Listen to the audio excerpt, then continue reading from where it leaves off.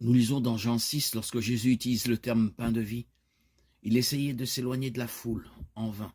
Il avait traversé la mer de Galilée et la foule le suivait.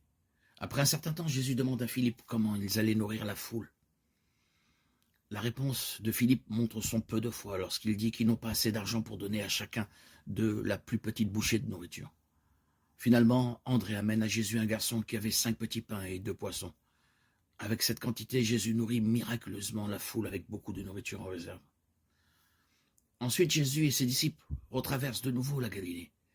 Quand la foule voit que Jésus est parti, ils le suivent à nouveau. Jésus profite de ce moment pour leur donner une leçon. Il accuse la foule d'ignorer ces signes miraculeux et de ne le suivre que pour le repas gratuit. Jésus leur dit dans Jean 6, 27, « Travaillez non pour la nourriture qui périt, mais pour celle qui subsiste, pour la vie éternelle que le Fils de l'homme vous donnera, car c'est sur lui que Dieu le Père a mis son sceau. » En d'autres termes, ils étaient tellement captivés par la nourriture qu'ils passaient à côté du fait que leur Messie était venu.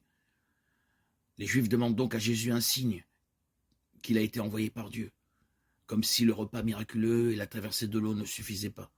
Ils disent à Jésus que Dieu leur a donné la manne pendant leur errance dans le désert. Jésus répond en leur disant qu'ils doivent demander le vrai pain du ciel qui donne la vie.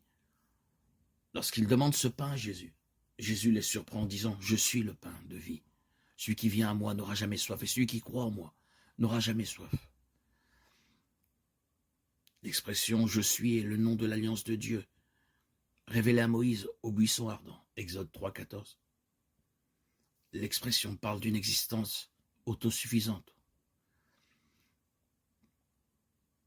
Encore une fois, il faut noter que Jésus ne parle pas d'atténuer la faim et la soif physique. La clé se trouve dans une autre déclaration de Jésus dans son sermon sur la montagne dans Matthieu 5, 6. C'est une déclaration phénoménale.